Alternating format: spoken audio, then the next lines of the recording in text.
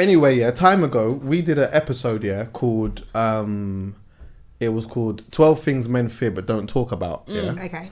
And this was like, we did it last year, and we sat down. It was a blog that I had read, and it was like just going through the 12 things that like 90% of men fear but they don't talk about. And I thought it would be good, to like flip it on its head and ask you if this is like things from a woman's perspective, if these are things that you think about, but then also to ask you if you care about them when it comes to men, So I'm gonna go through them with you, Okay. We'll go through it however we need to. So one of the things that was on there, was financial situation. Right. So like from a male point of view, we like have always found it, especially when you're not in a good situation, to talk about money when it comes to women, and like we will always do risky stuff when it comes to that as well, because we like feel like we need to have a certain amount of money to be in a relationship, or we need to have a certain amount of money to even link a girl. So we'll, you know what I mean, if the bank's low, we're still going to go out on a date and we're going to risk that bank account to try to see if we can. Do you get what I'm saying? We talked about that already, But from a woman's perspective, is like your financial situation when you're getting involved with a man. Does it ever come into I've been out with no money in my account, knowing that I'm going to eat for free. Not even like knowing that I'm going to eat for free, but I promise you, not until recently. So for a very long time, I never actually considered what I brought to the table. So if someone's like, what do you bring to the table? I'll do the ego shit. The table, innit? Like, I am the table. I'm the table, innit? Like I used to say, that was like, the fuck does that mean, Talani? Ultimately, you're going to be 30. Bitch, what the fuck do you bring to the table? How much loan do you owe? Like, if we're going to do life together, and that's only when I start thinking as getting older, if we're going to do life together, I can't have £2.48 in my account and be in my £8 boohoo dress and thinking that I'm doing shit. Like, I can't now. When I was 23, I could have 49p and I'll flex. And you know, I'll have the best night of my life. And I'll be flex. Have you never risked it and said, you know what, babes, let's go halves? And the man said, you know what? How about that? See, I don't do that. I would never suggest shit that I'm not winning for, especially if I know what's in my account. So do you know, initially, girls used to do that fake reach. I don't fake reach. Okay. I would just sit there. I'm the queen of paying for dates. Why am I lying? Yeah. No, I'm not going to pay for it. If you know that you don't want to pay, pay then for don't it. pay. Let the guy know what he's getting up front, innit? Like, I'm not going to pay for it. But the one I used to do is that, let's say if you wanted to move mad and go to a nice restaurant or something, I'd make sure I've got enough to cover my meal, just in case. Like, it's called flex money, innit? In case I need to pay for my meal and get out. Yeah. It's like I'm pissed off, innit? Move. So I'll do that. So if it was like, let's say I knew I had like £6.48 in my account, and he said, oh, let's go to fucking, I don't know, Shaka Zulu or some shit, I'm not going. Yeah. Because I've got £6. That's not even going to get me there. I've paid for Go on, Melina. I've paid for bare first dates. Have you? Yeah, Melina does that. I've paid for so many. No, don't even say that's good, because that is good. No. But okay, when you say pay for first dates, have you fully like massively insisted? Listen, if I said to you, babe, let me take you out. Like, you've done a lot. I want to take you out. I'm gonna come get you and da. Absolutely, I'm 100% paying for that because I've invited you out. But I've been in situations where I've been invited out and the bill comes, or it's a birthday meal, and I've done the fake reach. And it wasn't fake, porque I pay for it. Shit! So you went not for the fake only mine though, but I've paid for so his you went meal with as the well. intention to be fake. But then you ended up paying. Absolutely. Serves you damn right. That's why Serves you damn right. That's why I don't do the reach. Because who's gonna say I've had a guy, Guy, you should. I've had a guy. I've been on a date, nice right? I've gone to the bathroom when the bills come, and he's reached into my purse to take out the money. No, it's impossible. He's a thief. He's a fucking thief. That's a thief. That's fine. That's a thief. That's a thief. You what? That's bad. That's a thief. What? That's an absolute thief. He went into your purse. Clearly, it was Pizza Hut. That's a thief. In Central. Oh my, that is brazen. That's wild. I've had a guy that said he was going to take me out for my birthday meal, and then I offered to pay, and he made I need to know. I need to still stay on that because I feel like I understand the mentality of the man who did that. He's a bird. What he said was, he was a boy. The bill came, and you went to the toilet, and he said, "This bitch thinks that she's just gonna go to the toilet like that. Like I don't know the play." Yeah, maybe. You think that's what it is? I'll tell you what. I'm gonna reach over and I'm gonna take. Maybe you thought it was a play. I thought you were trying to do that. All right, cool. Don't worry. Your card's gonna be on the silver thing when you get back. I think girls underestimate just how broke you was, though. Yeah, that's true. I got an email today. Do you know who it's from? Northwick Park Hospital asking me if I wanted to do one of them. You see, like old school, you start thinking, that's where I was born. 3 bags. Oh yeah, out of nowhere. You're just like, oh yeah, let me do one of them tests that will probably give me 4 legs. Like, oh yeah, and I still got an email to this we've just invented a new floor jab. Be a guinea pig. Okay, but all right, let's look at it like this. Yeah, have you been in a situation where like you've got serious with someone though, and like I know that obviously you're married as well. Yeah, has there been a time where you've had to like literally just lay your finances on the table on a thing of this is what I make, this is what he makes, and this is what we need to do to move forward? Like, is that easy for you to do? Was that easy for you to do? I feel like it's awkward. Is it awkward? Because like when you did it, are you looking at like not just the present but your past and looking at your credit rating and all of these type of things? Yeah, you have to have those conversations at the end of the day. I mean, I think actually, tell a lie, it's not awkward because I feel like when you get to that point, you should already be so comfortable with someone that shouldn't matter. Do you know what I mean? It doesn't matter what your financial history is, what mine is. At the end of the day, we're coming together to start a life together. So I feel like taking a shit in front of that person is more embarrassing than the financial thing. Yeah. But then should we start doing that earlier than what we're doing now? No. What's that? What discussing? Obviously, like not first dates, or whatever. Because by the time we've discussed it, let's say like we're discussing it when like, we're trying to get married or whatever, and then you find out I've got 45 grand debt. Yeah. No, but no. But that should be way before you get married. Do you know what I mean? So I'm saying she was if once we get married, that's our debt now. Ultimately, you know what though? It's funny you say that. Having that earlier. Like one of my best friends, those things though. One of my best friends, like he's in a long-term relationship with someone, and he said to me that like he's very business minded, and like as they started to get close. And it looked like they were like starting to plan their life together. He was like, all right, cool. Like straight away, I need to see like the money that you're making and the debt that you're in. Yeah. So that his thing but his thing in his mind was, you know what? Yeah, if you're in debt, I can show you how to get out of this debt. And then what we can do is we can start looking at how we could start investing in certain things when you get certain things straight. And I think that like. That must be, maybe for her, because she was in debt at the time, maybe that's like awkward to begin with. But once you have that conversation out of the way, that must literally feel like a big weight lifted off your shoulders. 100%. Because I've definitely been in a situation where, not I was forced to talk about where I was financially, but I just had to be honest because we were going to go on holiday and I didn't have the funds for it. So I was like, do you know what? Before we had that actual conversation of going away, I was like, yeah, don't worry, I'll like cover my costs. But when it actually came down to paying for it, I was like, you know what, this month's a bit tight, you know. Yeah, I hear that still. You're ringing around for like loans. Can I get 20 quid here? In the group chat, like, Audrey, Nolani, please, can you lend me? Do you know what it is? I just think you can't avoid it. I think if you're going to take that next step with that person, you just have to have the conversation. But I think going back to like what Tolly was saying about if the person's got like this massive debt, I think you see things like that early. Do you know what I mean? Like if the person can't take out a credit card or they've got like a basic account where they don't even have contact lists. Well, you know you have to check that basic account. See, like, those are the kind of things that you see like kind of early on. But it's unavoidable. Like if you're gonna do life together, you literally have to have the conversation. But I think that's a very British thing. And let's not act like money is not something that's a big deal. Most people that are getting divorced now is because of money. They've got money issues. Like money is the number one reason. Number one reason why people are breaking up and like because it's a big deal. But let me ask a question to you guys: can a girl's financial situation stop you from? Is that deal breaker? I was just about to. Not for me. Not for me. I don't think it's for me. Do you know why? We don't care. That's why girls are like whatever, innit? That's why you feel like we don't have to think about it because it's not a deal breaker. This is the thing. Investment bankers though. No. Actually always looking for the belly. But that is the thing though, yeah. What is the deal breaker is the behavior though. So it's like yours like what a girl's financial situation is, that doesn't really matter. We can discuss that and we're going to have conversations about it anyway. Now that I've started to understand the game and I know certain things and you know, like getting out of debt and making money and these type of things, we can have them type of conversations, but the behavior is the deal breaker. If you think that because you know you don't have that much money but it's for me now, like I like you feel that you have, like, I have to pay for shit, and that you're entitled to stuff, then that's never gonna work. Or if you're financially irresponsible and you're just lazy, you're like, oh well, you know, it wipes itself away after 7 years, and you just don't care. My credit, which is true.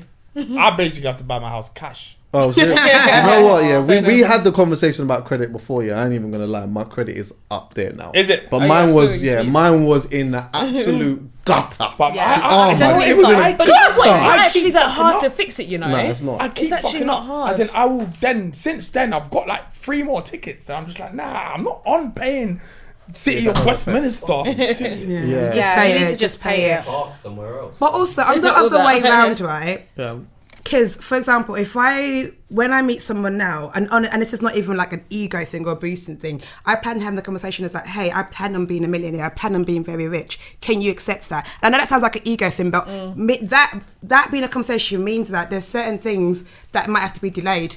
I might have to wait a couple of years before we have kids. Okay. Yeah. We might not be able to. It might mean marriage. That I'm working late, or there's months when I'm not around for a little while. Because we can all say you want someone rich, but you underestimate the amount of work that goes into that. Mad work. That goes into work. So it's like I also think having a conversation about I'm broke, whatever. It's also be like I plan on being very rich. Yeah. Are you aware? Are you okay to deal with what's going to come with that? Yeah. And that's a conversation that are you gonna? If it might be a situation where there might be a point where I earn more than you, are you okay? What comes with that? I think you definitely need to ask that. What comes with that? Having just too much peace. What's that? It's a time thing. Time consuming. Yeah. It's time consuming. But you do get to a point where you don't. Your money works for itself, kind of thing. Yeah, but they say once you start there. making over, I think it was like 150 grand a year, it can have a negative effect like on your persona. What do you mean? I think the person that like an ego thing in your head. I think something just happens where you just. Do you think? I don't know. You know, I think it's the person.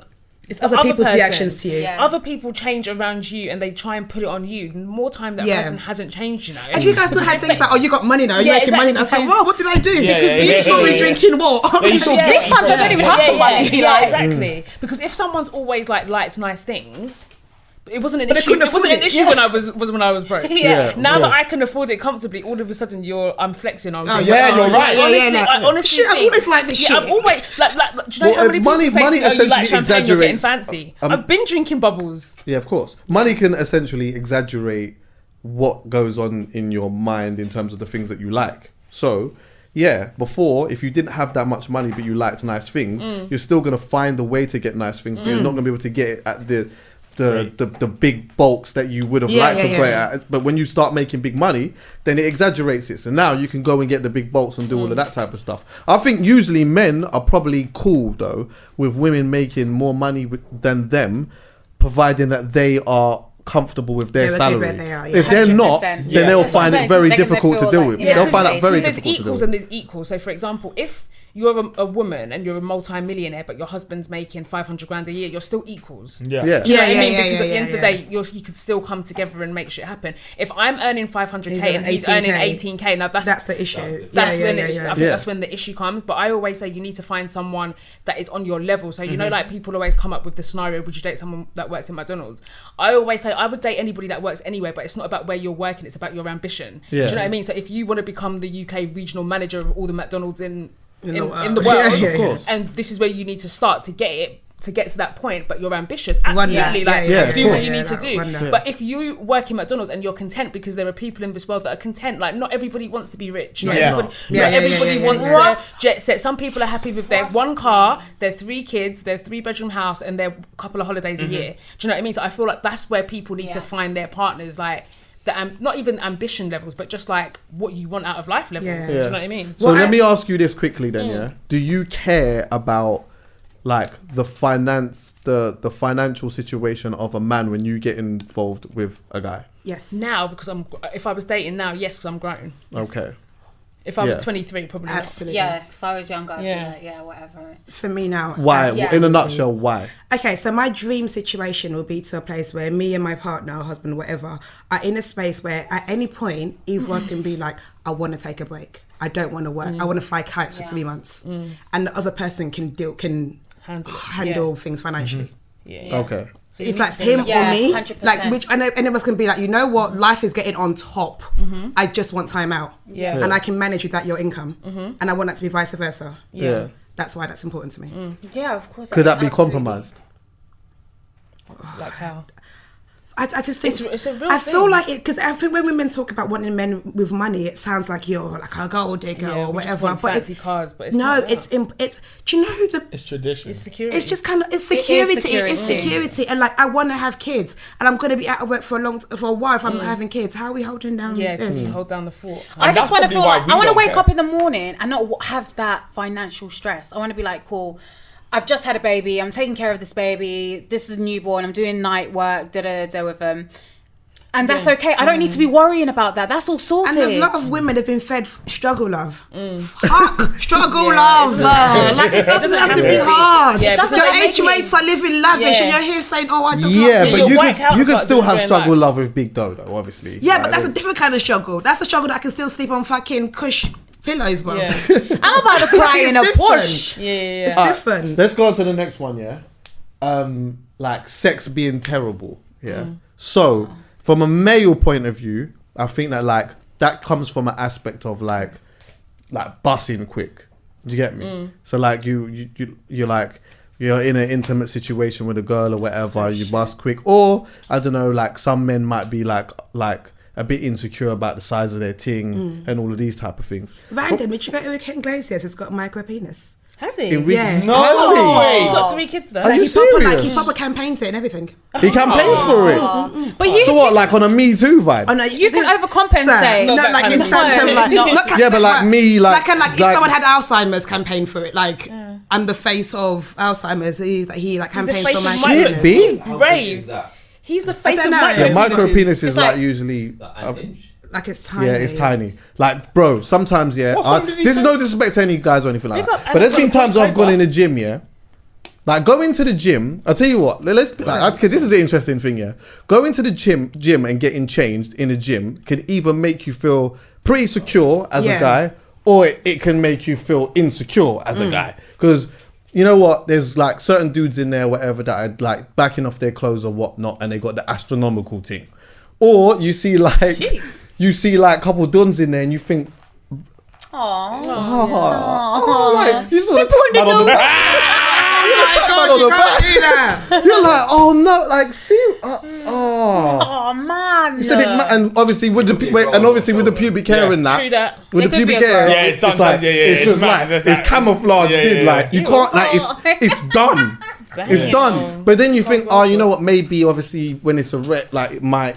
Why are can you pattern thinking up. so hard about? Yeah, that's a lot of So no, there was a reason for why I was going in. I can't even remember why I was there now, or even why I went into it. But like either way, those are like stresses for like a male point of view. Yeah. From a woman's point of view, sex being terrible, does that ever come into your head? What is like me not being good at sex?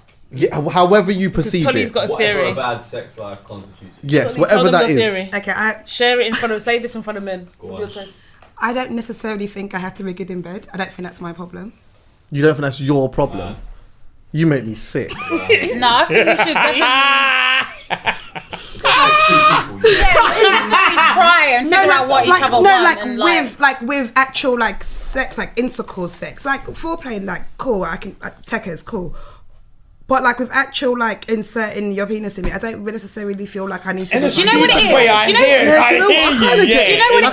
you know what it is? When you get good dick, automatically, I'm not gonna lie, I'm talking from my personal point of view. Yeah. I get lazy. Yeah. I don't need to do anything. Yeah. Because you're laying it down. Yeah, I hear that. So I don't need to do any. I just literally have to be on my back in doggy, whatever position you want me in, and you've got to do what you've got to do. But we do like a little bit of like.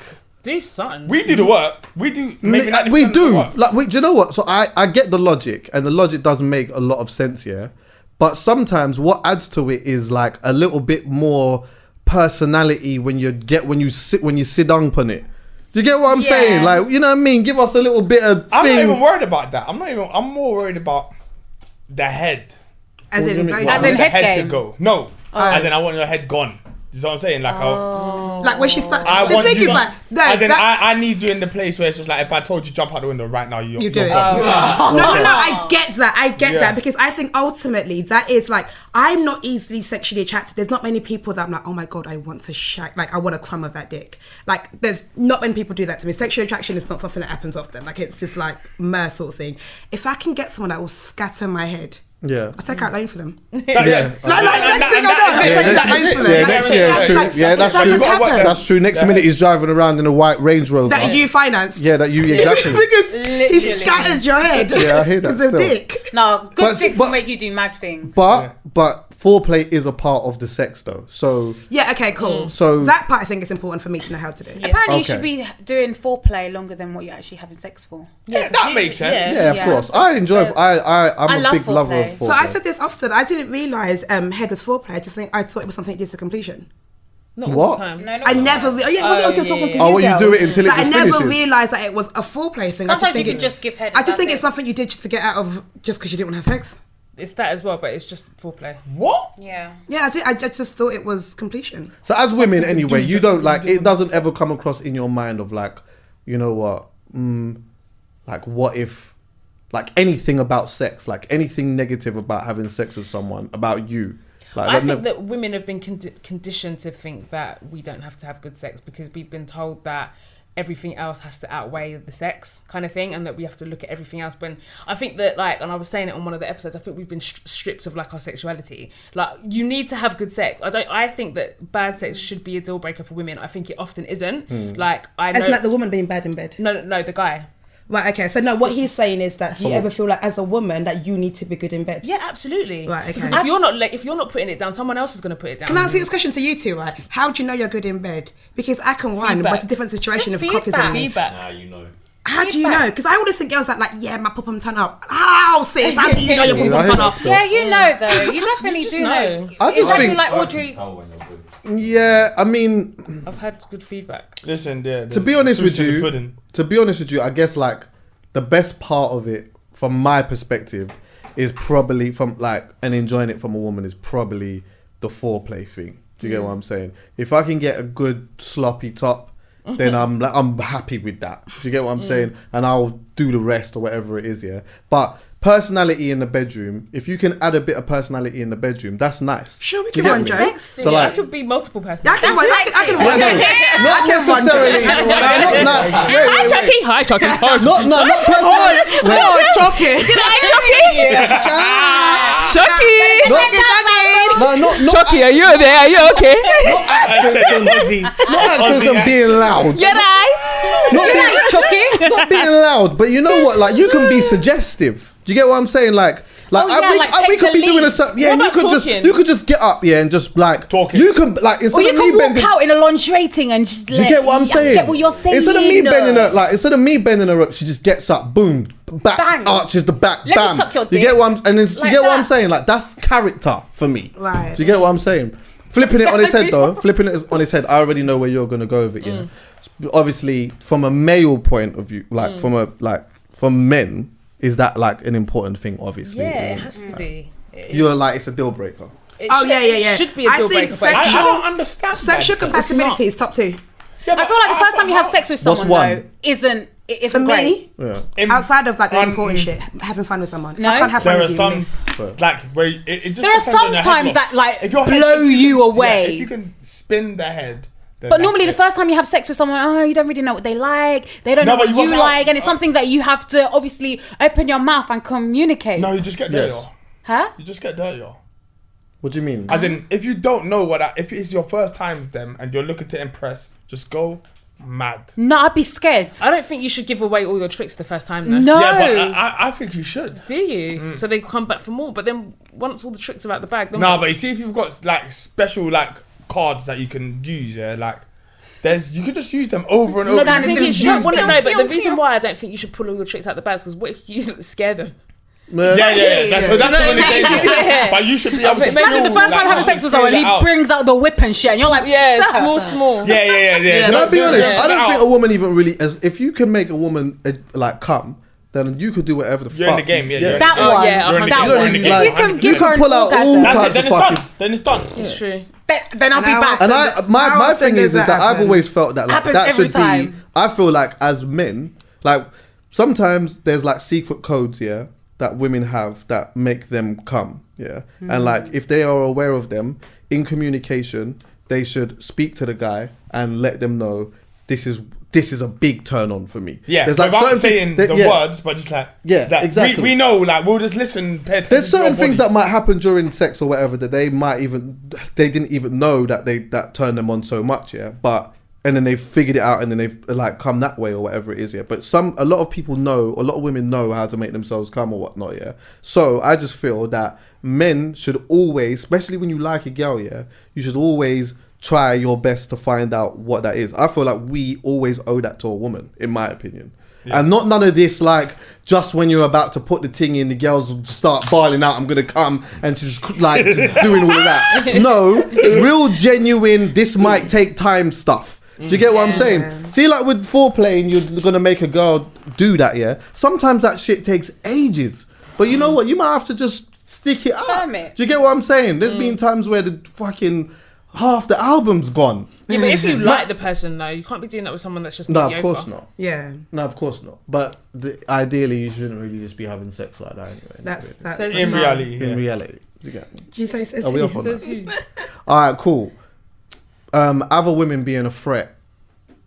So like obviously you're with a guy, I feel like this is a very big thing amongst women still. Like it is amongst us. No, but I feel like it's massive. I think it's bigger against women. I think it's massive amongst women. But I could be wrong. You're in a situation with someone, whatever, like the threat of another woman. Whatever the context is. So I don't know, your man being at a party, a dance, on road, work, whatever it may be. How much does that dominate your mindset when you're with someone? The threat of another woman. It doesn't dominate my mind anymore because I had to unlearn that because what I realised was I was consuming myself with all of that shit, and it's so exhausting doing that. And I personally made a conscious effort to be like, do you know what? I don't actually care anymore. I just have to live my life and hope for the best. It's mentally draining, and then you end up, I always say this, there are amazing women out there that hate each other because of a guy, and you've never even spoken to them. You've never even had a conversation. You've never even seen her. Yeah, but then ultimately everyone's just hating each other for nothing. I think what the thing is, right? So it's never. I'm not going to act like the threat of other women doesn't affect me. It does affect me. Not necessarily that you are going to cheat on me or necessarily, because I think ultimately I can conceive myself with me, and you can cheat or not. It's not like whatever the hell I do with my spare time. If you want to cheat, you are going to cheat. 100%. But I think the things that get me is, so like, do you know, normally like when a guy's talking to another girl, girl's like, oh, she's not even pretty, oh, she's like, that's the thing, she's not as pretty as you, you're prettier than her, whatever. Or Drew tell you this, I'm like, you don't need to tell me that. You don't need to pander me with that. No, she's a pretty girl. What gets me is if it's a girl I rate, if it's a girl I think is talented, that will ruin me. Because I'm like, I can't even say she's sick. Like I love her music. She's sick. Like this girl is like, she's doing her shit. Like I actually rate her, and it's so it bothers me more, especially if as like women, like where we're conscious or whatever. If I think that girl has got one over me outside of you, okay, that would play on me. That threat will play on me. If I'm like, oh, okay, cool. So she's not only like, my man thinks she's mad funny. Oh, yeah. Or he thinks she's mad cool. She can or even just like, nah, this girl is mad cool. And I'm like, wow, why am I mad cool? Why am I not mad cool? Or like, it's mad when you see your man move somewhere, like he's out, and he's mad joyous about this girl, and he comes in and he's pissed off. Yeah. Or he didn't want to go out in the first place, but now he's like, do you know what? Today was fun, you know? Excuse me? Funny thing, it was like, and then you're home and you're annoyed. Keep the same fucking energy you're bringing to this girl when she brings to me. It's like, why is she making you happy? Well, how comes that conversation's flowing? I'm like, how's your day? Yeah, cool. But her, you never guess. Yeah, and then you're telling her details. Yeah. So that she could be your best friend. Yeah. And that will still irk me. Like, bro, why are you doing all of these things with her? And then with me, it's like I'm stressed for you. Like, I just said hi. You're like, for God's sake. What did I say? I want to be your piece. Let me be your piece. Why she your piece, yeah. Go on, Belinda. No, I was... Oh, okay. I was gonna say that. Nah, do you know what though? Transparency is key though, isn't it? Like, and you just have to fucking. That's the difficult thing. I do get worried though. I'm like, imagine these girls. They know something that I don't. I hate the embarrassment. I think we think that sometimes too. No, I don't think we do. Don't you? What do you mean? What, like you've met a girl and that like the thought of. Maybe we don't think about it, but we do not like to know that our next man's piped our missus. We just don't. I'm sorry. Yeah. We don't. No, you wouldn't like. You shouldn't. Yeah, you wouldn't like to think it. I feel like women will deal with that better than us. Though. Oh yeah. So if it's somebody, so like women like they might hold on to it for a little bit, and it might be like. But I just feel like women. I feel like women ultimately deal with it better than we do. Like we find that very, very difficult to know. That especially if it's a don. I came up to you and was like, "Oh, the pussy's good, you know, isn't it?" Nah, man could never say that about my girl. That doesn't happen. That not about my what? The thing is, guys, man will never say that about my girl. Do you get that's me? impossible, surely. Absolutely. Huh? What? You can't just come to me and talk about any of my things. Yeah. Even if you haven't even wifed them, that's my thing. Nah, you don't know what. 2014, brother. What are you talking about? What are you talking about? No, wait. Yeah, whoever my guy has slept with in the past. 2013. Yeah, I don't give a fuck. It's only if I'm someone I'm with. You're so dumb. I was gonna throw this at your head. You're so dumb. No, Dan is actually Dan is mad. That is mad. Dan's got a lot to cut out, boy. That is mad. Dan, take timestamps, please. But yeah, nah, I don't know. I do think that like men definitely handle them things that well. But like ultimately, I don't think that like the threat of another man too much bothers us. Unless you plant the seeds in our head. I think men are too arrogant. Yeah. I think men are so conditioned to think that like girls won't do anything, or we won't cheat, or we won't this, or we won't that. That's why you don't think that. Yeah, that's probably true. No, I don't think it's that either. I think it's the fact that you see girls do that woman to woman thing. Men don't do that. What's that? Coming to you as a woman. When has anyone ever beat someone's girl and thought he should know? But they don't go to the person, That's but true. they talk about it and they be chatty patties though. And they let it be known. But that's fine. They'll let you That's find out fine. somewhere. But it's still coming to someone as a man. Me, it can't hurt me. But if it gets to me, we rage. have a double, triple. What if the information comes to you? Yeah. Oh. Now we're in trouble. Now everyone's in trouble. But what can you do? It's happened now. It's happened. It's happened now. You gave her the good thing. It's happened now. now. What I can do. Now, do you know what it is? Madness. We're more likely to want to end the situation. If we know that another man has done all of that, we're likely to want to just do that. But whereas women are more likely to be like, you know what? Cool. When a girl does small. It is what it is. Girls are probably more forgiving. Yeah, women are. Girls will forgive that. I would say. But we're not. We can't. You guys are a piece of shit. I don't know why this came into my head, but I was speaking to someone about this before. I don't even know how this correlates, but maybe it will come to me in a bit, But just going to Love Island quickly, I was thinking to myself, like, what Jordan has ultimately done with Anna, even though there's like loads of technicalities around it, it's actually quite admirable. I'll tell you why. Yeah, I rate him. I'll tell you why, because she went to Casa Amor, right? She met the guy ultimately of her dreams. He's mad tall. He's very good looking. He plays basketball. We didn't know that he was funny at the time. But you know what? Like, he didn't have to do that much. She was just dashing the pooch at him immediately when he walked in. She knew instantly, I'm going back into the villa with this Don, no matter what the fuck comes out of this guy's mouth. And she did, And like, I feel like a lot of people in that situation would have looked and thought, you know what? Man, I just have to just throw the towel in, innit? Because you know what? Like, you've come in with my man. It's like, you know what? Like, you know what? I hear it. I hear you. Yeah. But he was more on a vibe of, he did look like that for a minute. He did look like, you know what? Okay, I hear that. Like, this is your type on paper or whatnot. But ultimately, he was like, nah. Like, I'm still going for it. I'm still going for it. And he won it. No, I only think that because Anna gave him that vibe. Yeah. Had Anna been like, listen, I'm with Ovi. That's it. I'm really not going to try and do this recoupling thing or try and reconcile anything with you. He wouldn't have done that because man's not a prick. No, but he only done that because she gave him that. And also, there's 50 bags at stake as well. That's the thing with Love Island. Say 50 bags isn't much compared to what they're going to be able to make from 100%. They can make that on top of the 50 bags. 50 bags is a light change. They'll get that. It's young. But also remember, But to be fair, just off that, Callum, just off that, they don't really know that so much though. They know that obviously they'll come out and like their life's going to change, but they don't particularly know. It's not guaranteed. They know. Yeah, To the degree, do you think? Yeah, but it's not everybody. I don't know. Yeah, but a few of them, at least 5 of them. But it's only like definitely. It's usually the last few. That's what it is. You want to stay. That's what it is for me. I think they want to stay in there as long as possible. Because the ones that but the longer I'm in there for, the more money. Okay, but that almost proves the point because I get what you're saying about Anna sort of planting the seed, yeah. But had that not have gone well, he's going to his yard. The easier option probably would have been to just latch onto a single thing that was in there. Because there was some single things that was there. He could have floated around, but he went for what seemed to be quite an obstacle. And he did it. Yeah. I think he genuinely likes her though. I don't know about all of that. I don't know.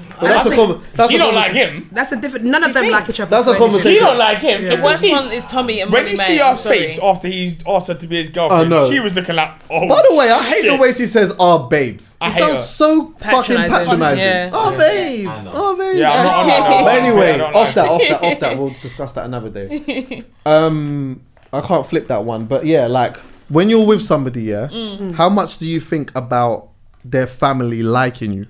See, like, I think in the conversation that we had, I was of the thing of I've never had a problem with anyone's family. Like I can win that very easily. Dan, you're obviously quite different. Like, no, you said that though. What I said? What? That like with family and stuff like that, bruv. like it's a bit. I love her family. Bit shaky. I don't like. No, I'm good once I meet them. I'm just not on meeting them. Okay, fair. I'm just not on meeting them. I worry about that a lot. That's a big thing. I don't worry about it. And do you know why I worry about it as well? Because I feel like I'm in a different boat because I have a child. So I wouldn't want my partner's mum or parents to look at me like, she's just had a kid, like, are you sure this is the woman for you, kind of thing. So I do worry about it a lot, especially if you have a sister, because ultimately, I want to impress them. I'm not with them. I don't lay in bed with them every single night. I'm not in a relationship with them, but I do want to be at family gatherings and I want to feel comfortable. I want to be liked by your family. I want to be able to say, babe, I'm going to go to your mum's house and just chill. Yeah. I want to have that comfortability with them. So that worries me a lot, actually. Yeah. I think all of it. I think that's a bonus for like that's like a bonus. Like if you're that close, like I just need to be cordial with the family. Like I just need to be respectful. You respect me, I respect you. You know your place, I know my place, and I'm sweet. Because at the end of the day, like as a married person, you actually don't see your family that much. Like I live in London. My family live in London. His family live in London. We don't get together very often. Honestly, like 3 or 4 times a year. So I don't think it's that deep. So I think that. I want to be liked and I want to be a part of the family, but I'm good on that. But if I get any extras out of it, then amazing. It's Chris. Yeah. Yeah, I think about it as when I see them, I want us to get along and stuff. Ideally, I would like him to not have sisters. I can't be fucking arsed. Like, I don't have time for anyone that moves mad. They either love you or hate you. And I don't want anyone that's like the only boy as well, because the mum moves like the precious stone of the house and you taking her son away from her and I haven't got that kind of time as well. But then like culturally, I understand the key of being like very respectful to like my mother-in-law. Like I also feel like I've got it when it comes to family. Like I was brought up in a way that I know how to deal with people's parents. Like they don't like you, I think it's more of a reflection. Yeah, if they don't like me, it's them, because I know how to move when I'm around people's parents. Like it's innate in me, to the point of like aunties in toilets. It innately respect comes out. Like it's innate, especially with older black women. Yeah. I couldn't even try to be rude to them. Yeah, I hear you. Because it's just how I was brought up. When you see these girls like shouting at their partner's mums, I'm like, that's nuts to me. Even if your mum had a madness to say to me, I'll be like, okay. Yes, dear. And I'll take you away from the situation. I'll be like, babe, I'm not gonna lie. The way your mum spoke to me, I'm not really on that. Like, can you have a word maybe? But I'll never be like, you fucking Yeah. Do you know what? I remember some of you from my old estate, proper lost soul. But like, he was like one of the last times I saw him. I don't see him that often. I haven't seen him in years. But the last time I saw him, he was mad drunk. Daytime, it was in midweek or whatever, and I'm like, bro, what's going on? I ain't seen you for ages, bruv. Like, how are you or whatnot? Then he starts going off on one about, you know, the fact that his baby mum's family and that, and he was talking about, yeah, bruv, I had to just put it on the mum, bro. So, yeah, bruv. I just had to put it on the mum, bruv. I was gonna punch her up, bruv. I said, what? I said, someone's serious? I said, how did he get like that? How did you get to that situation? How did it get like that? Like, seriously, how did it get there? But like, I don't know. I think for me, one of like a gift that I feel like I have is being able to have conversations with people from all different types of backgrounds and stuff like that, and different ages and whatnot. A big test actually was when I filmed that. I filmed a mini documentary of Vice, and they sent me to Cumbria. It was like something to like take me out of my comfort zone or whatever. And one of the things that I had to do was I had to take part in the world's biggest lie competition. And everyone that was in there was like pensioners, 65 over, like people all the way up to 90 years old and that. And I didn't know at the time that I was gonna have to sit on a table with 8 people that were like essentially in their 70s, 80s and 90s and that, And that in a sense was a challenge because I come from a completely different life to them. They live in the country, they are old, we have nothing in common. And like, admittedly, there was like one person who was a bit shaky, you know what I mean? She wasn't really loving me too much. She was on a vibe of, you know, like she was just upset because she felt like loads of tourists are up there taking their gingerbread and all of these type of things. She votes Brexit and all of these type of shit. But everyone else, like I was able to just sit and have a conversation with for a good couple of hours. So it's just something that I've always been able to do. So when it comes to like meeting someone's parents, like sitting and having a conversation with them isn't that like that's not too much of a difficulty. But on the flip side though, do you think about that when it comes to your family and men? Yeah, like I want someone that gets on with my family. Like that means a lot to me. More importantly, really, my nieces and nephews. Really? Yeah, I really want them to like him. Yeah. Like I want them to like fuck with him. Like that's uncle. And then I want him to do shit, even though it irritates them, like do repetitive fun shit because they like it, innit? Like just like do things like that. And do you know what? It's another good point to think about because we're at that age where people have kids. If his youth likes me, if he's got a kid, of course, that's important that his kid likes me. That is like vital for me. That I will fight for. Yeah, and that's hard to get them to like you, especially if they're grown. Because boy. Yeah, like if they're like over 5. Oh my god! Because then they've got that type of growing. I thought you were talking about like 10. Yeah, anything over because 5. It's weird. Because you want them to be not grown, but like at this age, you can have some. You can be with someone that's got a 15-year-old kid. That's normal. Yeah. But so you want that 15-year-old because it means that the baby mom thing is done.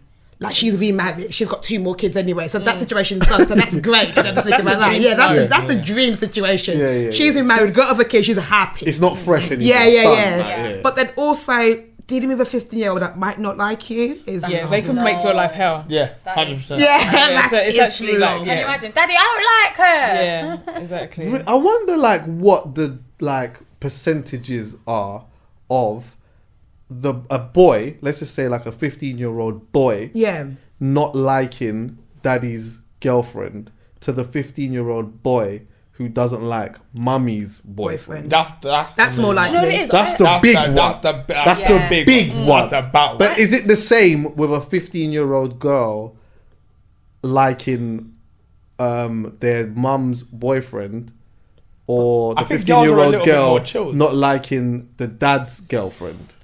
Did I just say that? I just think that as the step parent or whatever, I just think you shouldn't do too much. I think that's the card I would play.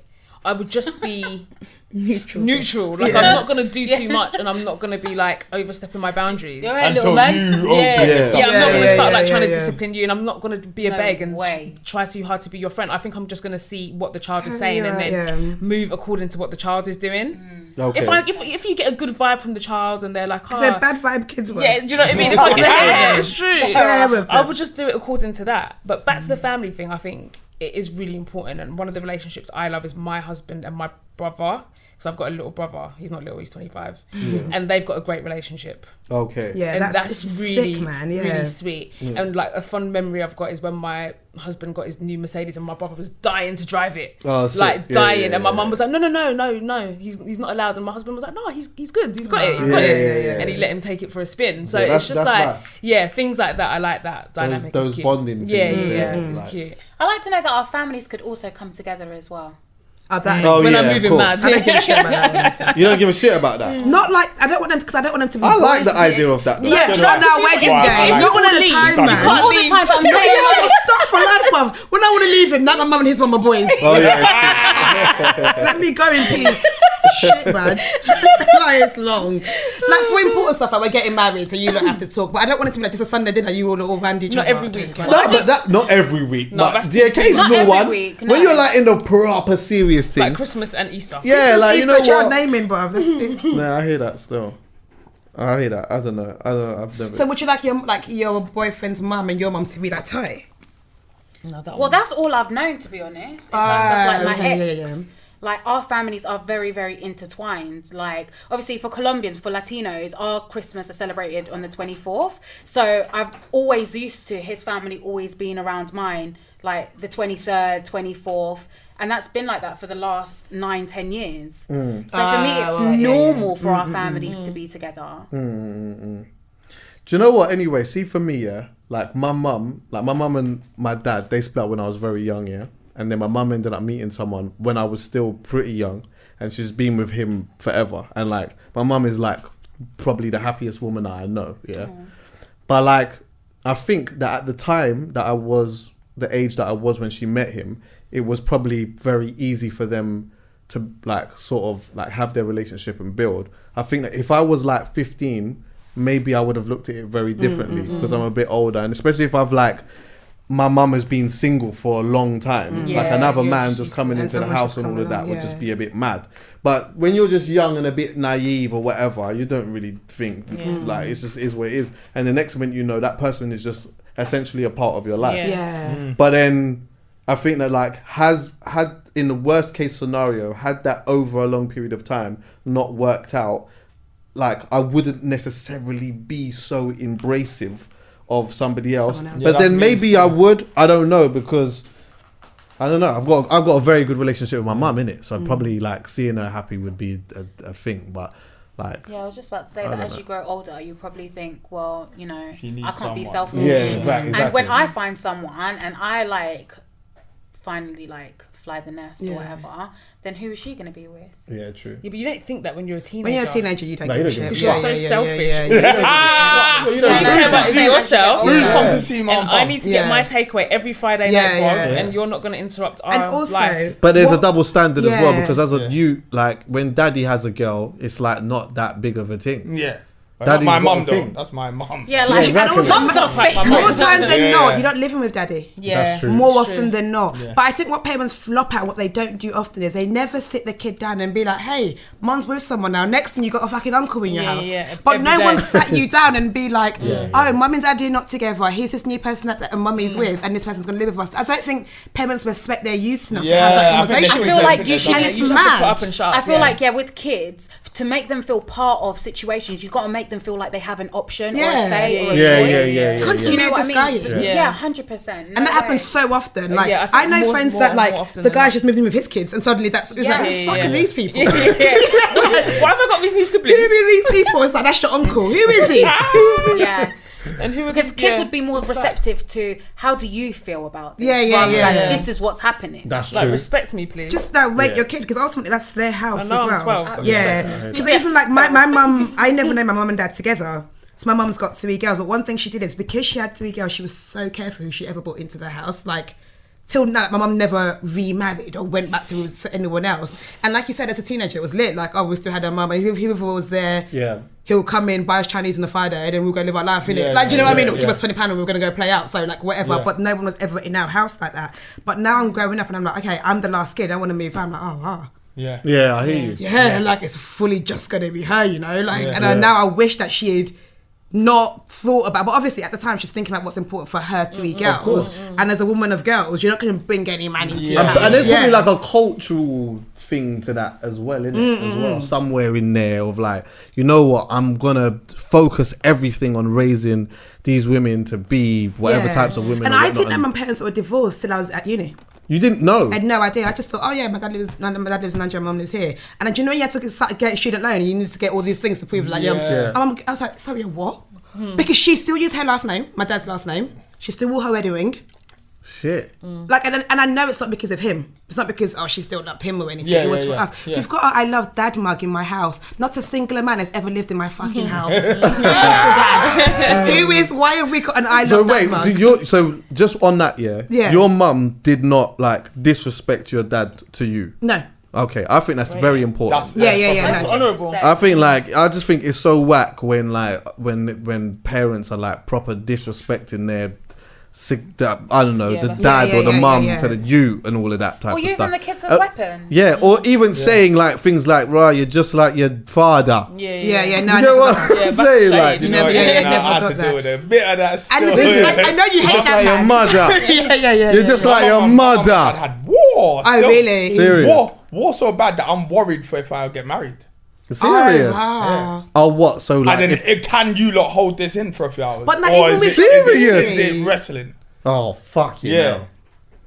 It's mad. It's definitely peak. It's definitely 100% is peak. Yeah, that's the conversation. It's an ongoing beef. It's just big pagans. Oh really? Do you know what it is? That's a conversation you just have to sit down with them separately, and you have to then gauge.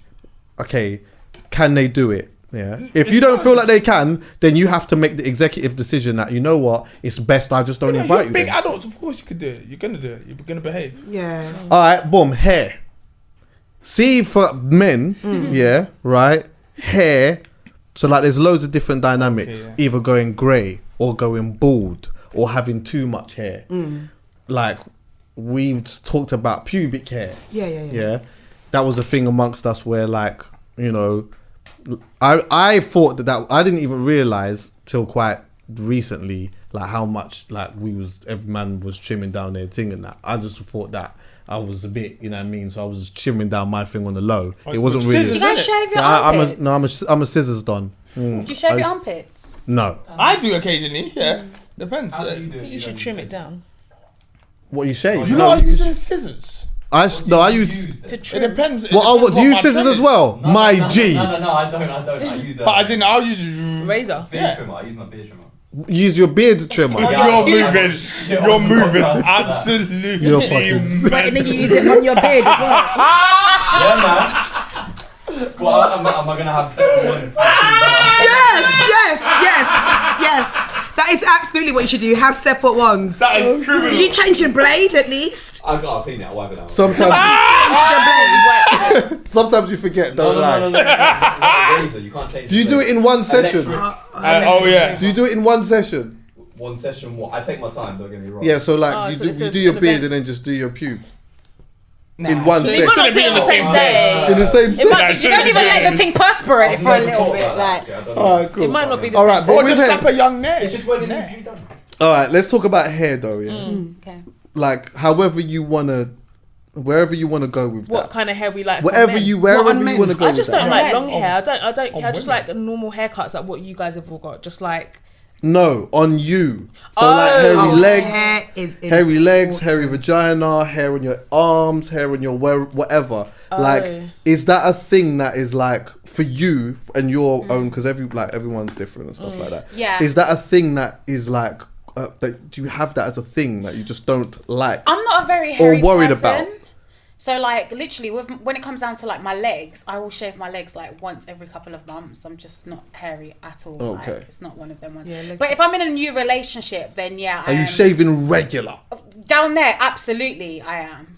Is all it? the time, all of it off. But when I get comfortable, all of a sudden now it's hairy.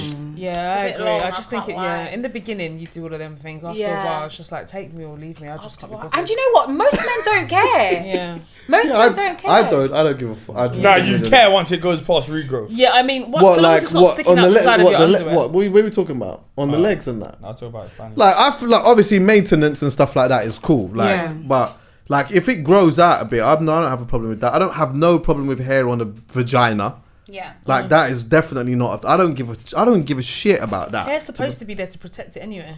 It's a mixed coat. Yeah. So I get laser because I don't like hair. Mm-hmm.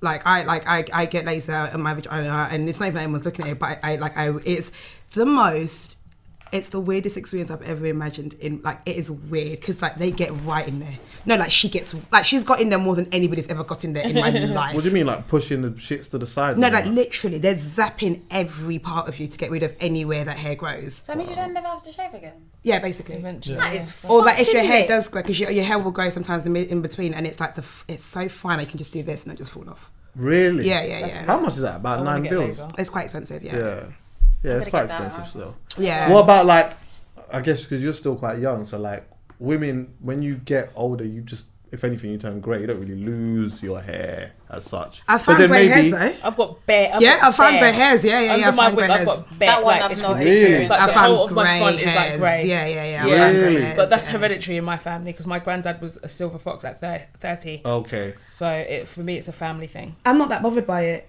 But I dye it, but I always wear wigs, so it doesn't really. Fair. I don't think I'll dye it. I'm not that bothered by it.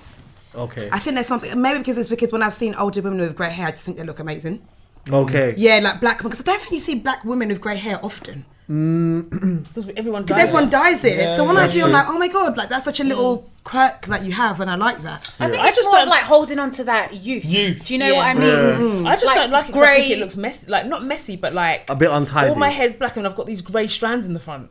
I want everything to be consistent. Yeah, I'm not gonna lie. I do like that because I'm not bothered about having or getting grey hair, but I would prefer to just have when I'm grey, it's just grey. All of it's grey. You get what I'm saying? I can neat up. When it's loads of just patchy all over the place, it is a bit untidy sometimes. No, I know what you mean. Yeah. Yeah, grey hair is not something I'm bothered about. In terms of how I style my hair and what I do to my hair, that is a whole massive topic. And black women and what hair means to us and how much it means to us. I always say, because I change my hair often, I attract different men according to what hairstyle I've got. Okay. Different type of men completely. So compared to when I have a weave or got my pixie haircut, okay, the type of men are just completely different. Or if I've got my hair out in an afro, or literally you got your hair on it, you just attract different men. It's really weird. Yeah. It's when I've got the braids in or whatever, it is the So what type of man do you attract when you got the afro? It is my sister kind of rootsy man. Yeah. It is that kind of Rasta man. It is the man that would go out of his way to be I love when a girl wears her natural hair, and I'm always like, this will be a weave next week. Don't get excited. Don't think I'm doing this because of the culture or some shit. I ultimately just want to change my hair right now. I'm just on a break. We're just having a break. And then my pixie cut is always older men. Okay. Always older men when I've got short hair. Always older men. I don't know what it is. Yeah. And then weave is just mandem, innit? And ultimately ultimately that's my type, so I'm not even offended. Yeah, I hear that. What about on men? How I like bald men. Bald men have been my type for years. I like a bit when you say of bald men, are we talking about bald by choice or bald by force or any type of bald? Because if it's bald by I don't like it's just the middle bit is bald and then you're still trying to. I ain't gonna lie, that scares the absolute dog shit out of me. Just take it off. Are you getting one of them? Do you think? No. My fam, everyone's still got their hair, man. Yeah, my dad's still got his hair. My dad's got locks. What do you mean? Are you mad? My hair's no way, brother. I'll get that laser. If you was bald, would you get something done to it? What's that? If I had the middle bit? I'm here for that. I'm going bald after that. I can't. Man weave. Huh? I'm really here for man weave. That's the thing right now. I'm sorry. I'm not mad at it. I can't lie, I'm not mad at it. Okay, let's talk about that. Because I was in a barber's the other day, yeah. There's a barber. Shout out to Diligence, yeah. There's one of the guys that's in there, Steve. He has been onto this from early. He went to America, learned how to do it he did it from earlier, and he's got a private bit in the barbers where he does it or whatever, and he's got some sick pictures on his Instagram of him doing it or whatnot, yeah. But he did mention to me, can I say this? Were you inquiring? Yeah, I can say this. But he did mention to me, yeah, that one of his clients had told him that he's been doing it on his client for over a year or whatever, and his girlfriend does not know that it is that. Yeah, she doesn't need to know, and doesn't she? No, not really. I mean, I think anything you do on your personal self that pertains to your body is no one else's business. I hear that. Because I would say the same thing about surgery. I could have the biggest, hardest, roundest, fakest boobs. I don't have to tell you that I had a boob job. True. Like, I don't have to tell you. That's true. But if he asks you, you tell the truth, right? Yeah, if he asks, then I think that's different. I just think that right now we're at such an early stage. You won't get people asking. You won't get women asking men. Fresh. Oh, is that like your real hair? You just naturally just think that it is. Do you get me? Yeah, of course. But I'm really here for it because like some guys, like if you're young and you've lost your hair young, that does age you. Do you know what I mean? So if there's something that gives anybody more confidence, I'm here for it. Like I'm here for it. Yeah. Unless you have to tell her if you're out swimming or something. No, like, the whole thing is, if it starts peeling, like, the only reason I would say something if it starts lifting. Do you know what I mean? Okay, and it starts going. So that's the only reason why I would say something. What about hairy men in general then? Like hairy backs, I don't like hairy chest. I don't like hairy chest. Yeah, I don't like a hairy chest. What so you prefer a man to like have that all the way off? No, I like a little hair is okay. Like I don't want like pigeon chest, bald like. Yeah. Nah, like I don't. What about the pubic? What about the pubic side of things? I've never thought about it. I've never thought like a guy's hair has to be this. Apart from the hair on their head, or their face. Yeah. I don't actually think about hair on their body. Me either. I'm not bothered. So you don't like, and the whole thing of like a man having bald, like a bald That's weird. thing. Okay. What? That would freak me the fuck out. You can't be You can't be consistently bald. No, I've done it once. If you're bald because you've just got rid of everything, that's definitely done it. I've definitely done it in the summer. And then had sex with bald. Oh, that will feel like. I reckon in a couple of days you start to get the spike back anyway, and then back. It reminds me of those cats that are hairless. Oh no, but you use nair, so there's no itch. Sorry? You what? Men are nairing. You guys did not nairing years ago. Yeah. What's that? Sorry?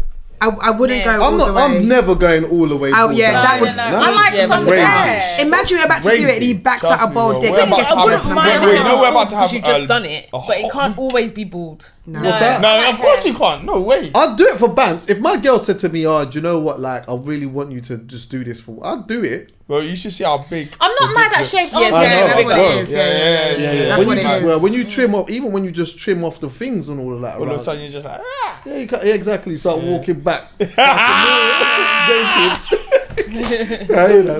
don't mind shaved armpits. Most Latino men have shaved armpits. I don't mind, but just that's not too much. My dad always shaved, so that's what. I only usually for boxing. But I don't mind, guys, because it's sexy. Last one anyway. This I think is just a young thing, to be honest with you. But how much sexual partners a person has had before you? So like how many people they've been with before you? Surely you don't give. It's irrelevant as long as you don't have any STDs. As long as it's not one of my friends. I don't give or a shit. My sister. Okay. Yeah. Did you say who? My sister or my mum. Your mum. Yeah, I don't care. Imagine. I just assume that men have had loads of sex anyway. That shit really happens. And to be honest, no one's telling the truth about their body count anyway. So guys are adding 6, girls are subtracting. So I'm really so unbothered. Can I just say as well, yeah? So unbothered. When you get to a certain point, you don't know. Could we just throw that out there? You don't know. I don't know if girls can say that. Yeah, I don't know. They can know. A lot of girls still know. Okay, yeah, maybe women. But I'm saying as men, when you get to a certain stage, you just don't know. But I just think when men say, you see when people say, "Oh, like 60," you don't know that it's 60. Unless you have a list. It just makes no sense. If you're talking to a 30-year-old woman and she's like 15 men, and you're like, wow, 15 men. Think about it. Let's say she started getting sexually active at 15. That's one a year. That's one a year. Yeah.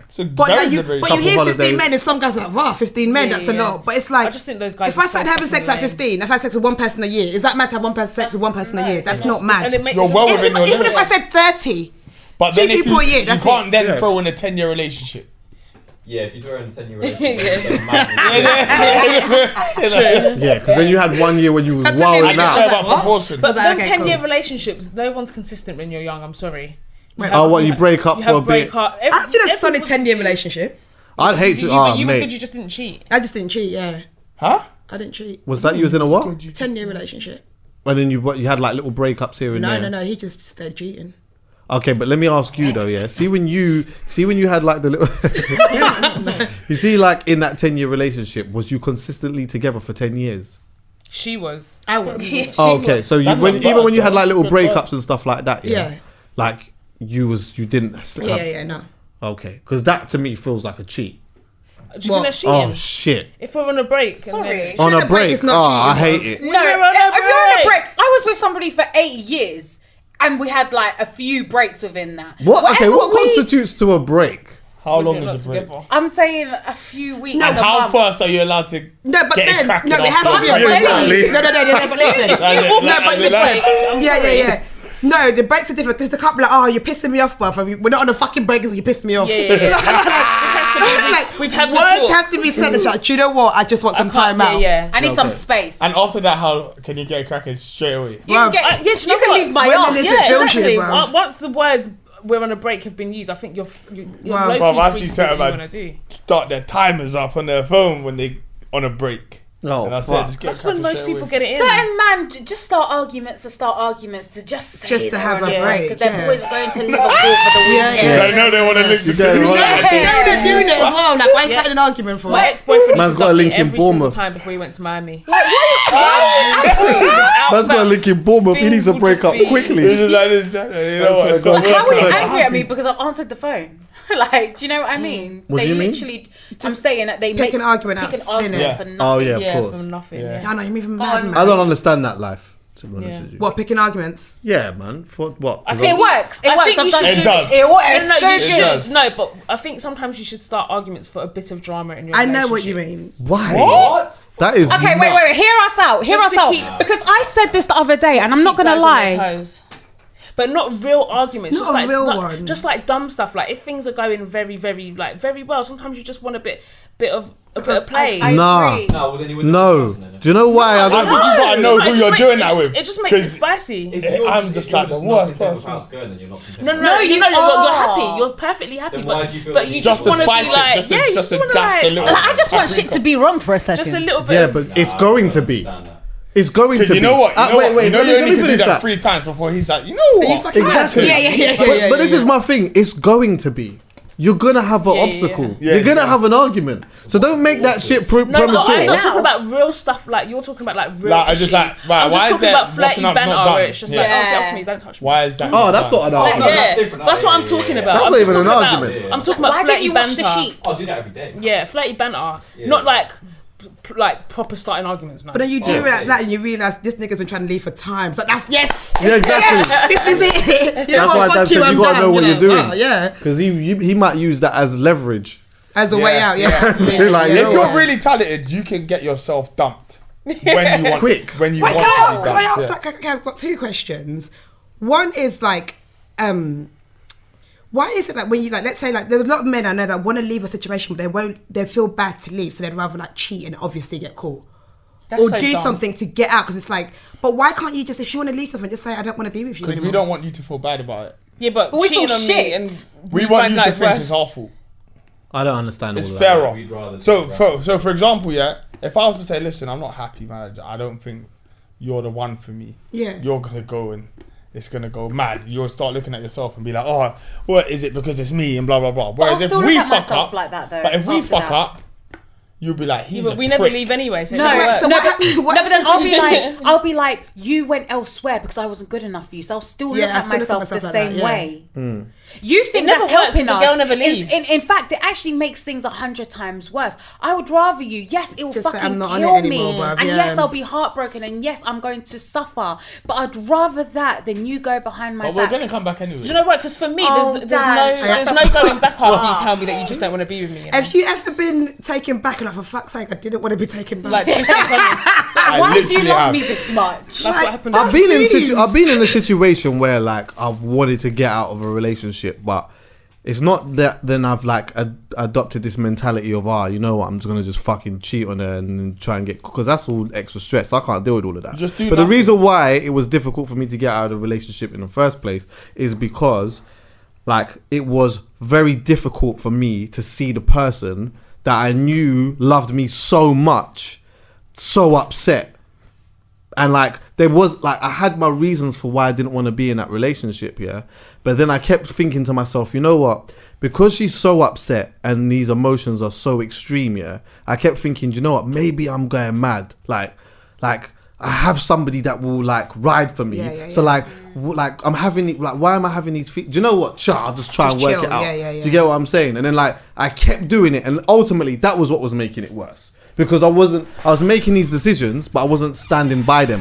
Okay. So then like every time that I'm doing it, it's just getting worse and worse. I'll backtrack all my decisions anyway. I'll get myself in the end, then I'll go crawling back. In the end, I had to do it in a way where it was like, I did it in such a, not a scumbaggy way, but like a scumbaggy way. Not in a no. I did it in a way where it was like easy for me to say what I needed to say, and not have to deal with the emotions immediately. So you text her?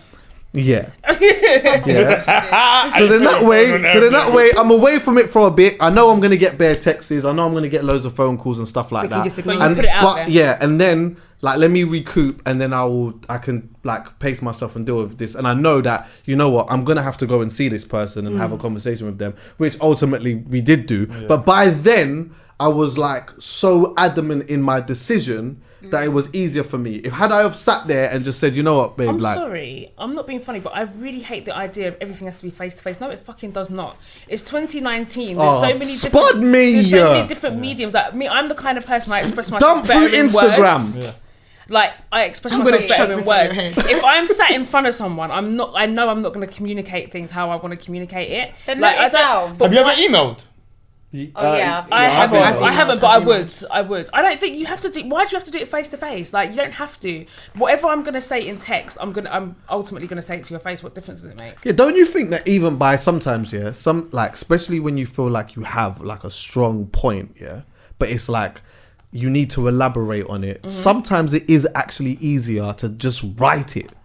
Because then you say everything, and on top of that, you can look over it again. And as you're looking over it, you're adding things and taking shits out. When you're just saying it, like I feel like that's a gift, you know, never, ever to be able to sit in front of somebody, and just say it off your head, right? Exactly how you would. That's a gift. Yeah, I can't. And also, that doesn't come about interruption. Exactly. If you're saying to my face, I'm going to interrupt. And then you've thrown your phone off track. Yeah. So I personally have got no issues with like people writing things down or like texting. But don't dump me via that. Why not? So I would have no reason to be like, hey, this is just easier for me to say how I'm feeling to like in here, and then let's meet face to face and talk about it then.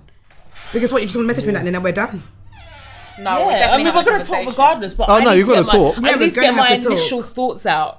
I don't see why it's so much emphasis placed on doing things face to face. I don't think it makes no difference. Ultimately, you're going to be saying the same thing. If not, I'd rather just get text. I just feel I'd rather receive a text. I'd rather send one. That's me. My ex texts me, and then obviously I panicked a touch. I was like, cool, let's meet up. And then she was crying. And she's crying that she's breaking up with me. And I'm saying it's okay. But I've had that. It's not okay. Second question. How did you guys acquire the skill to flip things on women's? Oh, please. Ask them. Wow. Or you're not going to share that? No, like, as in, like, it's one of those things that, like, it's so... No, it's universal. There's a school. It's so well done that I kind of, like, applaud the evil genius of it. No, I've had shit that a guy's done something to me and they said, so you've made this about you. I get mad. You did this to me. How have I made this about me? Yeah, or you literally caught them cheating and it's now become about why you went through the fun. Yeah, or it's like, fine, leave me like everybody else does. Are you mad? You're mad. You are mad. Or do you know what? You've got a valid point, but it's the way you address it. Can we talk about the way you said it? It's not what you said, it's how you said it. What? How have we got here? You know how we got here? I'm not a flipper like that. You know when you want to go and argue with a guy, and instead of him trying to like be defensive or just do a normal guy thing, he's like, yeah, you're right. That's the worst. That's when they're done. That's when they're done. No, especially when he's doing it in the fakey way. I'm like, it's me. It's all me. Bad girls. No, I hate that. I can't give me some more. I actually hate that. I hate that. And you're perfect. All right, but in that exactly. Because that is dangerous. That is the devil. Dangerous. Yeah, because you're a great girlfriend, aren't you? Sorry. Yeah, you do everything right. It's all me. Dad, I'm actually triggered.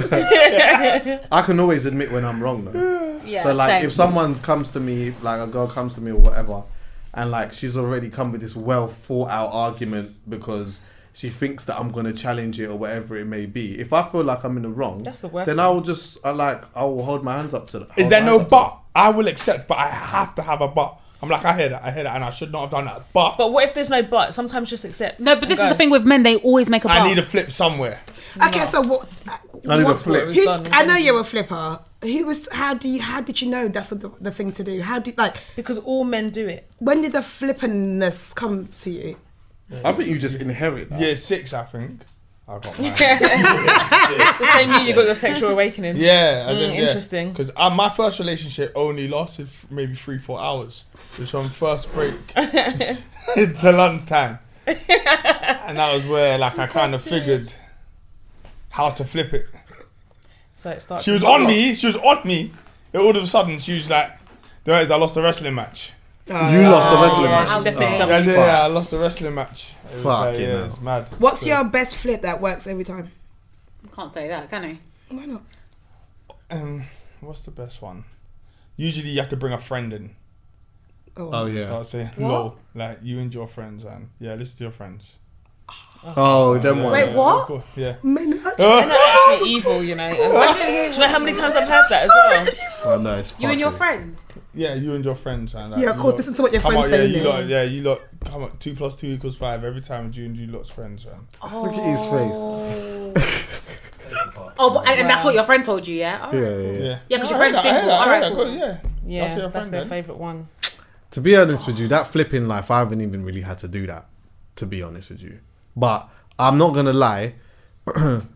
I'm a person where like, if you bring something to me, your argument usually does have to be kind of strong. Mm-hmm. It's not that I'm flipping it, but it's just that I always feel that I can get it thrown out.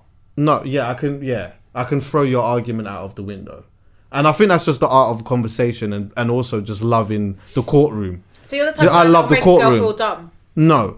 I'll never do that. Not intentionally. No. Not intentionally. I'll never try and make a woman look stupid or anything like that. But like, if you're bringing something to me, because see, for me, if I'm bringing something to a woman, let's just say like I'm upset about something. A lot of the time, I'm playing this argument out in my head because I need to know whether I have a strong point or not. Yeah. I do that because I think, you know what, I don't want to come to somebody with something that is so minor and I haven't thought about it, and then I go and I get shut down. Because when I get shut down, I'm not a person who can just act like everything that didn't happen. I need like half an hour, an hour to just get over that, even though I was in the wrong. You see, like some people will have an argument and then like you'll squash that argument, so you'll prove that person was wrong, and then you can just act like everything was Chris, and you can just talk about Love Island. Yeah. I'm not like that. Yeah. So if I build up emotions about something I come and then you've just like said, nah, stop being stupid because of blah blah blah, and you was right, then I'm like, okay, cool. But I still need a moment to just get back to I can't just be that straight away. So you know what? Because I know this about myself.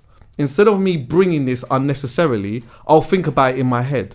And I'll try to work out the argument in my head to work out whether I've got a point or not. And if I have, then I'll come to you with this. And then I'll usually know where this argument's going to go. And I want you to say something to me that is going to make me say, okay, cool, I get you. Or you say, you know what, I understand what you were saying and I apologize. I'll move better or whatever it may be. But like, if I've worked out in my head that, you know what, maybe I was just being a bit stupid, then I just won't say nothing. Do you hold grudges? Sometimes, yeah. Sometimes I do hold grudges. I'm trying to unlearn that. Yeah. Like I'm trying to unlearn that, but at the same time, I'm a human being. I can't like.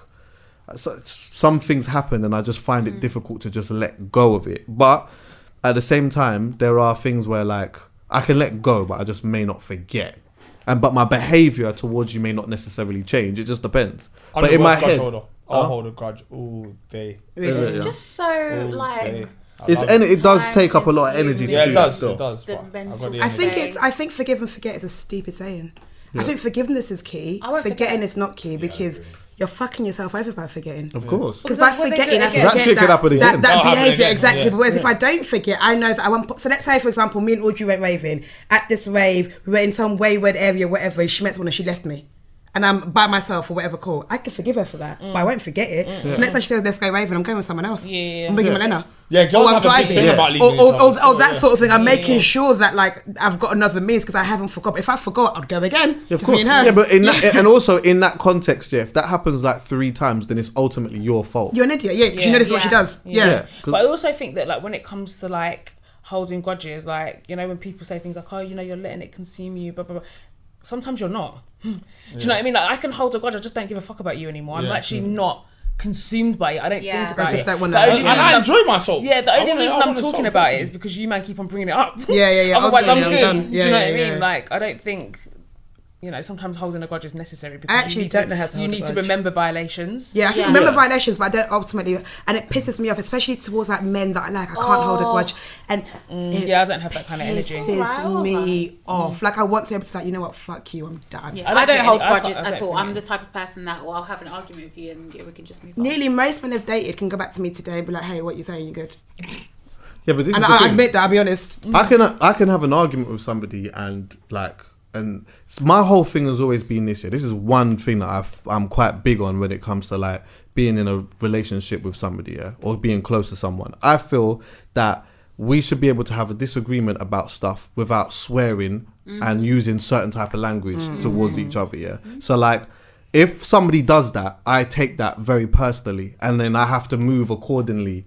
Yeah, and sometimes that means that we just can't even chat. I remember one time, one girl, like, I explained this to a girl, one time she called me a cunt, and I didn't love it. And I said, like, babes, this is not the type of thing. I don't know about the last situations, but like, I'm nipping this in the bud now. Then she called me it again, and then, do you know what? Up to this day, we've never spoken again. We've never done that again, because I've explained to you already that is something that I just like that, like, and we all have these things. There's certain things that we are not. That's a boundary thing for everyone, though. It's important. Do you get what I'm saying? Yeah. But like, had you not have set that boundary before and she done it, and then you've explained that to her and she didn't do that again? Cool, that's understandable. But the fact that you've already put that in place and now she's disrespected you, basically. And she's now then done it again, and she's fully aware that you don't like this. Then my friend. That's something you put in place in every relationship. 100%. There's one thing that I like, and I've realised, and it's a respect thing. There are guys that I respect that I can't even tell them to shut up.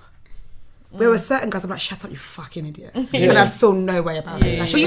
But you would try and push that boundary. Yeah, but you do that once and that's it. I realise that's who I date. Men I date, and none men I've ever dated that I can willingly just say, oh, shut the fuck up, man. You idiot. I respect you. I don't find men easy to respect. That's why I don't date that often. I don't have I nip that. All of those things. Listen, all of that gets nipped in the bud. Sorry, Dad said he's never had an argument. You're a liar. I've not had an argument with a girl or a woman. A person. Yeah, as in, even if you're talking to me, I'll just be like, oh, you're the worst type. Yeah, as in, I can't sit there and go back and forth. See, if I met a woman that was like that, I can't be in a relationship. I can't argue. If you try to argue with me, all I'm gonna do is say, "Are you done? Cool, leave me." Are you done? Yeah. See, with a woman, if I met a woman who was like that, then we can't be in a thing. Yeah. What, you lot have to fresh it out? Just let it. We have to fresh it out. We have to fresh it out. You need to see each other in like every different facet. Yeah, but shouldn't he? No, I need to know how you argue. I need to know how you argue. Are you punching me up? Are you walking away? Are you trying to flip it? Are you trying to understand? You know what it is? I learned something about, sometimes in an argument you can learn something about your partner, innit? Yeah. And like sometimes those things are positive. Do you get me? Like, but sometimes those things are negative because of the way that maybe they might speak or whatever, or how they project themselves or whatnot. Yeah.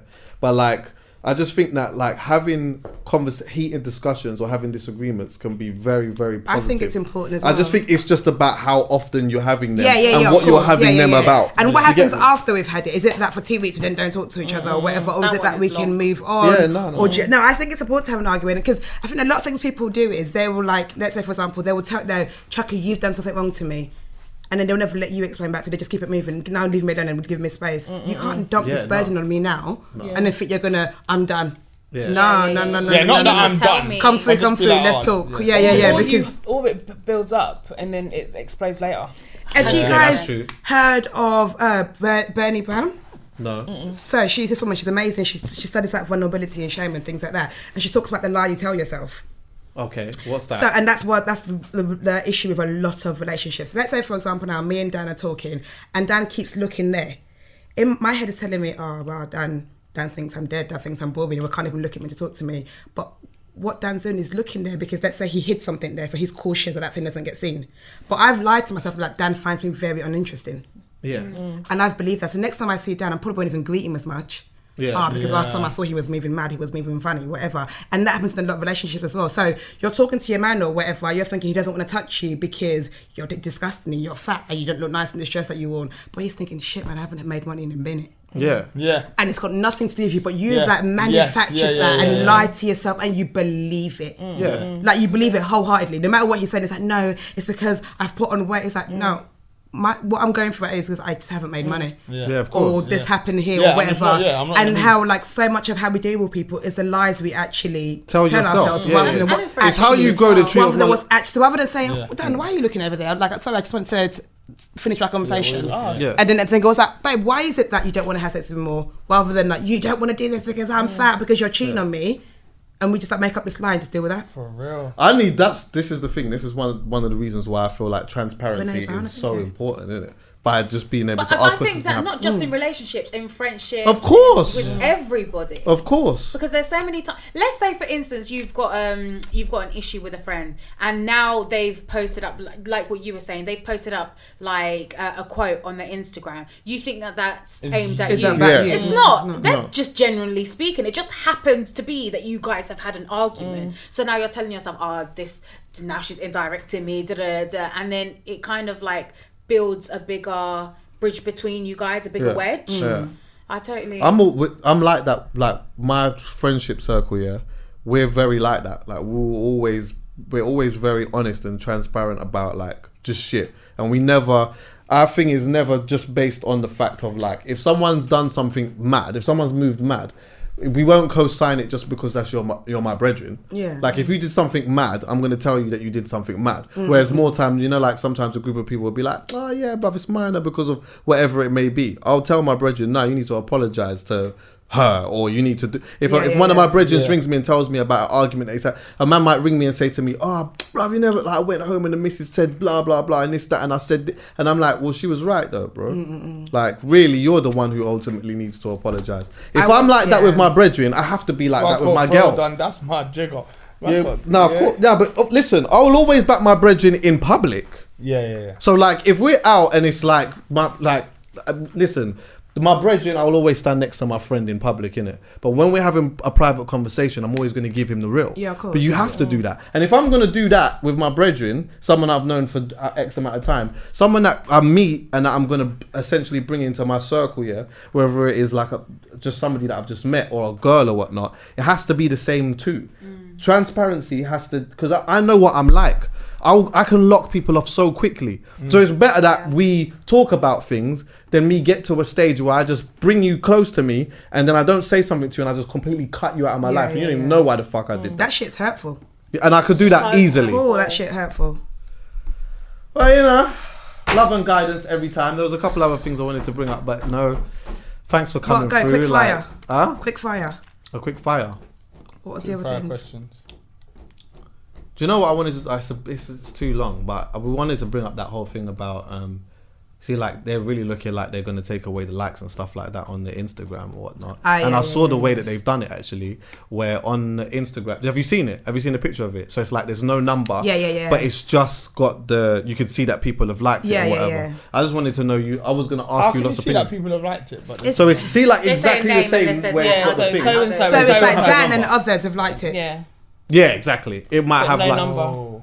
Yeah, well, like say the like couple of names. I'm not being funny. I think it's ridiculous. Just because people don't get likes, I should now suffer. I'm not being funny. That's not my fucking problem if no one likes your fucking pictures. Make your pictures better quality then. Get your followers up. I like seeing my numbers, thank you. So now when I'm coming to you with statistics, I can't even give you statistics or nothing or no insights. You can.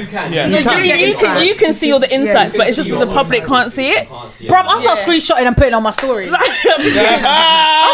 Do you know what though? Do you know what I will say on that? Yeah, with Instagram, I hear all of that, but I do think like I wouldn't be mad at it if it came to like certain things with art. so, for example, like music videos, I wouldn't be mad at that. The reason why I say that is because I do feel that we do live in a group think era, which I think maybe has always been that way. Okay, yeah. But like, so with that, what happens is that when like a music video, for example, has like loads of like plays and stuff like that, sometimes people just feel like, okay, let me just click onto that, I've got to like this because everyone likes it. Yeah. I just think that like it would be very interesting to see what would happen, for example, on YouTube, how people would take things in if that wasn't there. It would be a good experiment. With Instagram and stuff, I just think, well, you know what, if you're doing this because you think that people are like, this is going to reduce people jumping off a cliff and all of that, it's so me, dumb. That's what I don't like. I think it's pandering. I think the alternative is to make people learn that their validation doesn't come from fucking Instagram likes. That's what you need to teach people. Absolutely. Because if it's all this thing for teenagers because they're so dependent on likes or whatever,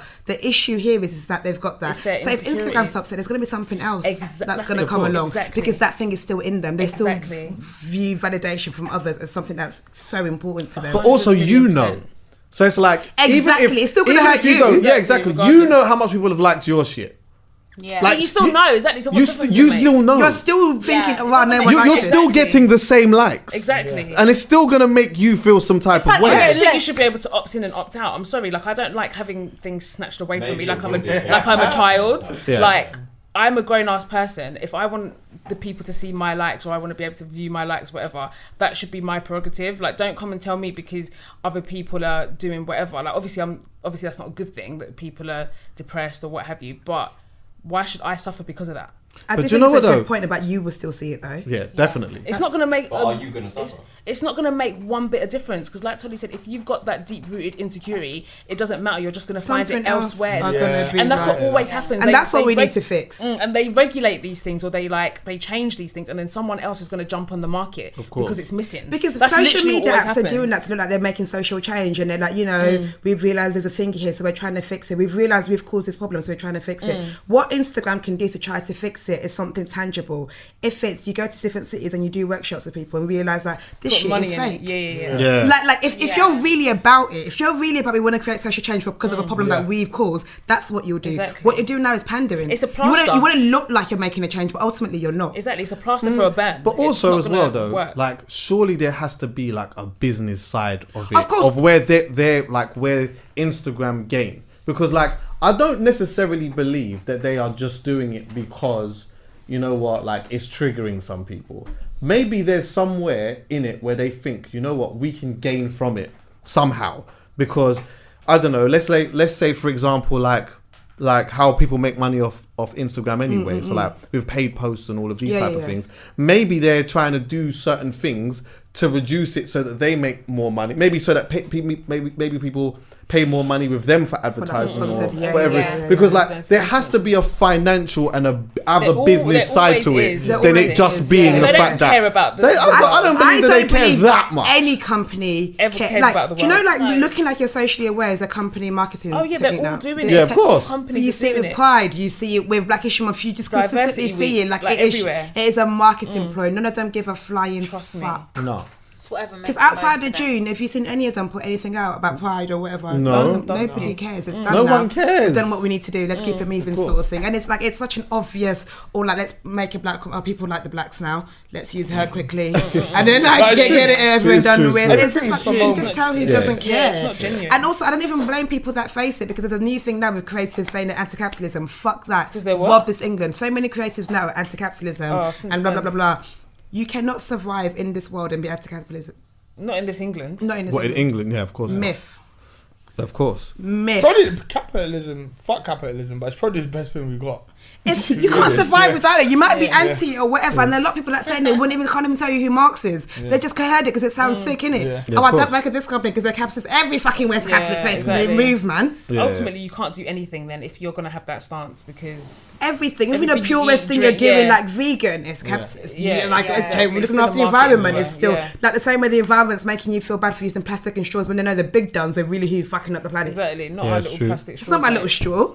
You know what? But they place the guilt on you. They place the guilt on you because you're eating meat. It's because you're using that straw. I hear that. You're drinking a plastic bottle, but you know who's really causing the issue. It's not me.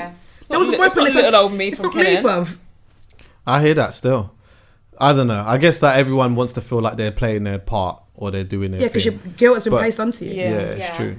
That's why I don't care, because I'm just not genuine. Unless I'm doing it genuinely, I'm not going to pretend like I can't be bothered. I hear that. I'm not going to pretend I care. Well, yeah, love and guidance to you anyway, and congratulations on your Spotify as well. Thank you. I know that you got your tour coming up as well. You didn't get tickets, did you? You're going to make a weekend. No, I'm going to come to Come to Manchester. Come to Manchester. No, come to London. We actually have got exciting things that you can be a guest. Thanks. What's that on the one in London? The London show. Yeah, man. I know that it's sold out, but you must be able to just, come through. That's do a sold little out on the first day. Family and friends and all of that. Okay, cool. Yeah, we'll be at that. And yeah, that's about it, really. But yeah, thanks. We'll do it again. We'll definitely do it again. Wait, you come on ours. Let's swap it. Again. Huh? Come on ours. Let's again. Swap. Yeah, let's do that. Yeah, I'm down for that.